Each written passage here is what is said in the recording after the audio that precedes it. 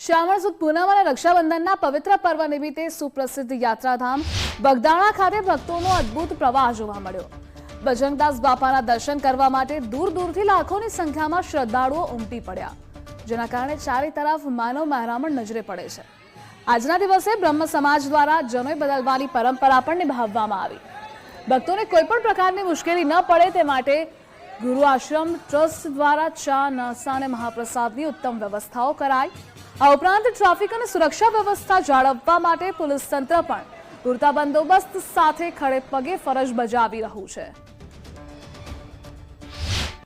આજે તીર્થધામ બગદાણા મુકામે પૂજ્ય બાપાની પૂર્ણિમા છે।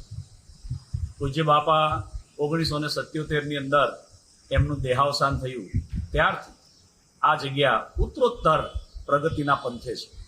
આજે પૂનમના પવિત્ર દિવસે ગુજરાત સહિત ભારતમાંથી અને વિદેશમાંથી પણ યાત્રાળુઓ બાપાની પૂનમ ભરવા માટે પધારે છે।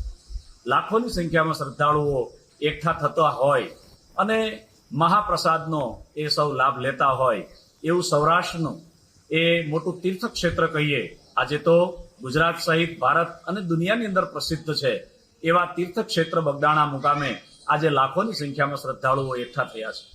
આજે બાપાની પૂનમ અને રક્ષાબંધન, આજે બગદાણા ગામની અંદર અઢળક પુષ્કળ ભક્તો આવી રહ્યા છે અને પોતપોતાની બહેનોને રાખડી બાંધી, ભાઈઓને રાખડી બાંધી, બહેનો રાખડી ભાઈઓને બાંધે અને એનું જે રક્ષાબંધનનો મહિમા છે એ રક્ષાબંધનનો મહિમા કરી અને માનવ મેળો ઉમટ્યો આજે બગદાણા ગામની અંદર અને અઢળક શ્રદ્ધાળુઓ આવી ગયા છે અને સૌ બાપાના દર્શન કરે, બગડેશ્વરના દર્શન કરે, બગડ મૈયાના દર્શન કરે અને પછી બાપાનો પ્રસાદ લઈ અને આશીર્વાદ લઈ અને દરેક છૂટા પડે।